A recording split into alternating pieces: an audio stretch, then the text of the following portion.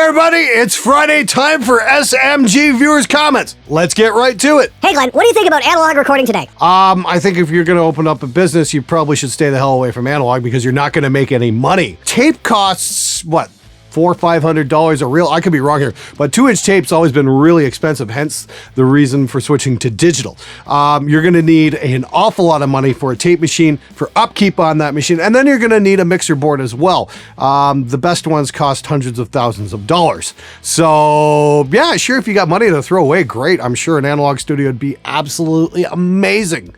But I mean, like, you know, we were tracking at Phase 1 earlier this year. Got this beautiful old Neve board, and guess what? We still tracked onto Pro Tools. Why? Because nobody can afford tape, and nobody's good enough to record on tape anymore. My cousin was nearly killed at Ozfest back in '98. He made the mistake of enjoying a beer too close to a large group of testosterone-driven rejects who proceeded to kick and stomp him until he was pulled away nearly dead. He spent 3 weeks in ICU and has undergone several cosmetic surgeries just to appear normal again. He now is terrified to go to a show and has never gone to another one. This has been nearly 20 years of youth squandered away because of people wanting to be a badass to a guy who was 5'4" and around 140 pounds. Yeah, you know, I did the crowd killing video there. And I'm going to be doing a follow-up on that in a couple days, but I just want to say, you know, the response on that was absolutely overwhelmingly positive, and I don't think there's anything more universally despised by the heavy crowd as crowd killing. You mentioned the Ozfest thing with the gang beatdown. You know, I got to give props to the band Entombed. I remember seeing them in Detroit at Harpo's in '95, '96. I think they had just put out Wolverine Blues.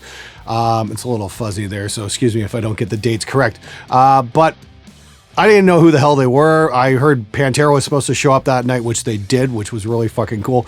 But Entombed was up, and they stopped the show because they saw this poor bastard getting the living shit beat out of him by about 9 dudes. They literally stopped the show and said, "You guys are a bunch of fucking pussies. Why don't you come on up here and take us on?" I went and bought the record the next day. That impressed the hell out of me. I mean, good for those guys. Nobody, of course, you know, in the gang beatdown would go up and take the band on because, you know, hey, that would be a fair fight. And, you know, gang beatdowns don't usually like to fight fair. You know, they might lose.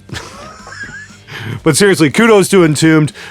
You guys, wherever you might be these days, you have my absolute and total respect for that. Good for you guys. Oh yeah, and they were amazing live. I was so impressed I bought the record the next day. They were fucking great. My hat's off to everyone who submitted anything to this contest, even the ones who sucked. Takes balls to expose yourself to the blowtorch of criticism and humiliation that is this channel. Oh, I'm sorry. Did I hurt someone's feelings?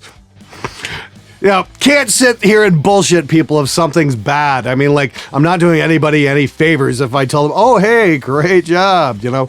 So, it's not so much a blowtorch, it's just, you know, a little bit of honesty, which I find there isn't very much of these days. So, there's that.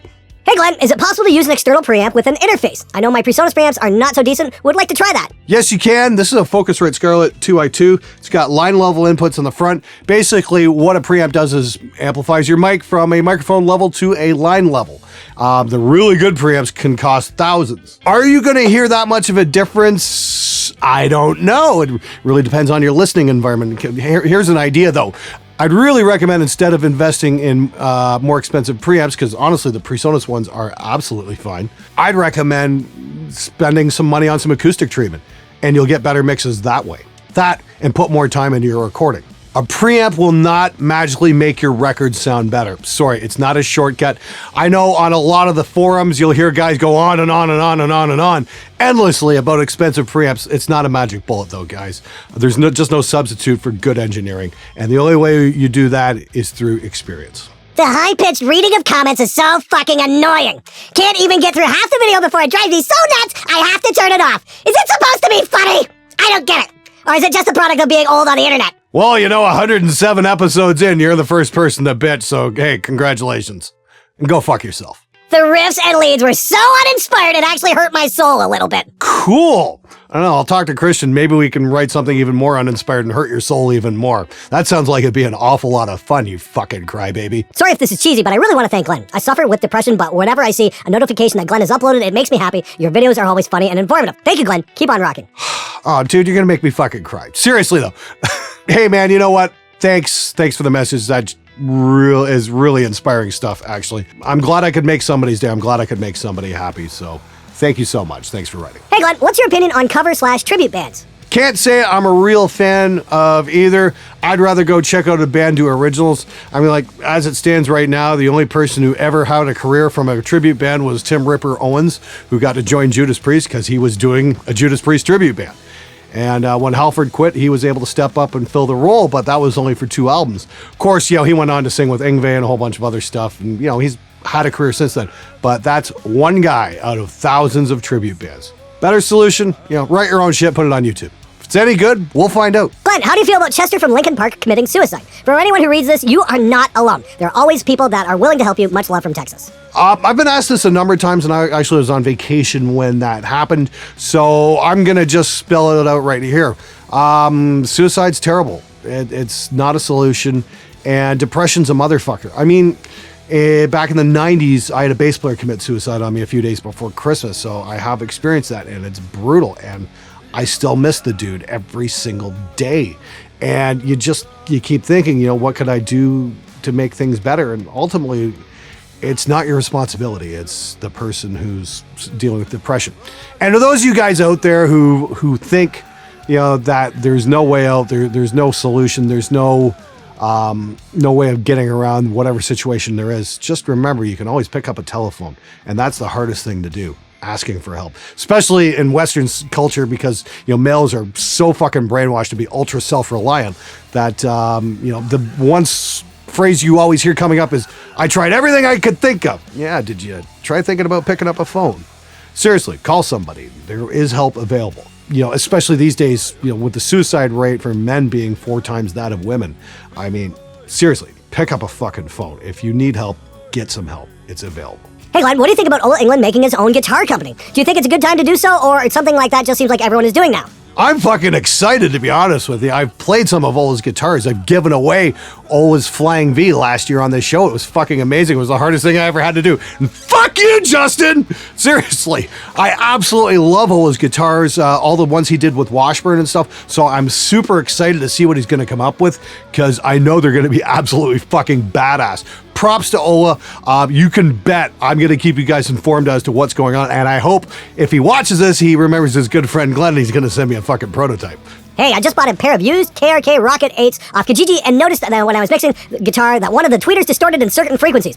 No big deal, I ordered a replacement tweeter. My question is, do you have any advice for maintaining studio monitors or amp speakers in general? Yeah, don't turn them up past the point of destruction. I mean, I've had these monitors in my wall for the last 10 years, and they've been working flawlessly. Don't abuse your equipment, listen at comfortable levels. You don't have to have it cranked to 1,000,000 just to impress some clients. Show them how you tie your own shoes. That should be enough to impress them. How do you feel about local bands setting up a GoFundMe so they're able to hit the studio? Love your show, thanks. I think it's a great idea. If they can raise money that way, hey, more power to them. In fact, my friends Protocol, who you guys always hear playing in the background of my shows, they've got a Kickstarter going on right now for a budget for their new music video they're going to be working on next year. And it should have a little video clip playing here. I guess one of the grand prizes you get a photo shoot with their beer maidens. Should be a lot of fun. Oh yeah, by the way, for everybody who's been asking me over the years, hey Glenn, where can I check your stuff out? Where can I check your stuff out? There's Protocol has a music video up for the song entitled Oi Canada, which is like a celebration of multiculturalism in Canada. You can check it out. The link is in the description below. It's my mix and my video as well. So there you go. Hey Glenn, just been going over some of your older videos, especially the Mesa cab clone and the aftermath following your opinion. Whilst I wholly agree with your honest and raw opinions, that's why I sub, have you faced any issues in recent months regarding their products? P.S. Can't wait for the Harley Benton cab reviews, as they're in the perfect price range for my university's rock society, of which I'm president 2017-18. Greetings and respect from London, UK. Yes, I ordered a Harley Benton cab. Hopefully it'll be here this week or next. As for the Mesa thing, we haven't really discussed anything or whatnot. I know they weren't exactly thrilled with my opinion, but hey, so what? Somebody's got to be honest with them from time to time. There might be some cool things going on. A new version of the cab clone, I've heard some stirrings and some rumors, but I don't know anything specific. But hopefully, it's going to, my honesty anyway, hopefully that's going to help them build a better product, which will ultimately serve you guys. Meanwhile, here's an interesting one. Actually, when I was in Nashville at Summer NAMM, I had a very awkward conversation with the guys from Line 6. Oh yeah, that was great. A bunch of guys who work at Yamaha are fans of the show, and that's fucking great. I love Yamaha. You guys are amazing. And Yamaha bought line 6. So naturally, the keyboard guy who watches the show drags me over to the line 6 guy because I mentioned the Helix. And, the line 6 guy's kind of like, yeah, I know you. And, we had a conversation and he accused me of making a quote unquote hit piece on the Spider. And it's like, well, I bought it with my own money. I can damn well say what I fucking damn well please. You didn't buy my opinion. Sorry. And by the way, he thought my review was unfair because it's only a $200 amp, to which my response was, this is only $179 and will blow the fucking doors off the Spider. So we left it there. I might get to review the Helix software at some point. We'll see what happens. Meanwhile, I was up in Toronto the other day and I got to borrow this from Jack, from Vias. Actually, you can remember Better Than Jack? Yeah, that Jack. This is the Line 6 wireless unit. Now, I've heard some good things about this, so this might actually be the first Line 6 product that gets a positive review on this show. I don't know, we're going to put this to the test in a few days and see what happens, but it will be up on Fearless Gear Reviews. Nobody paid me to do this video. I just wanted to do this, just to see what the benefit would be. So stay tuned for this. I'm sure it's going to be awesome. Hey Glenn, do you think it would be good if I start to record drums on a fairly cheap drum set? I would change heads and tune, then change a piece on the kit once I have saved more time, or do I need to buy a really good drum set to learn from the start? That's going to be a subject of another video. I want to go buy a cheap drum set, maybe a used one somewhere, and reskin it and tune it up and polish it up and get it working and see just how well it records. I've had some cheaper kits come in that were pretty fucking good, to be honest with you. Tomer Rockstars come to mind. Some of the Gretsch kits sounded really good. The lower end Yamaha stuff sounds amazing in the studio. So definitely look at those brands. I definitely recommend them. And no, you don't have to spend, thousands upon thousands of dollars on a custom drum kit to get good drum sounds. Not at all. It all comes down to tuning and technique. Really? Viewers comments 105? Get new content, dude. You're dragging it out far too long like Fast and the Furious movies. Okay, here's the thing with that. If I stopped doing viewers' comments, I'd have a fucking revolt and lose most of my subscribers, I think. A lot of you guys love this show, and you know what? I'm happy to keep bringing you episodes. The reason I'm at, over 100 episodes is because you guys keep asking questions, and the questions never stop. And I'm totally cool with that. I'm more than happy to answer your questions about recording. I mean, seriously, guys, you tell me what you'd think if I quit doing viewers' comments. I'm very curious to know. Leave a comment below. Glenn, just once, look at the camera and say, I'll get you, my pretty. Buffer zone, I wish your mom had swallowed.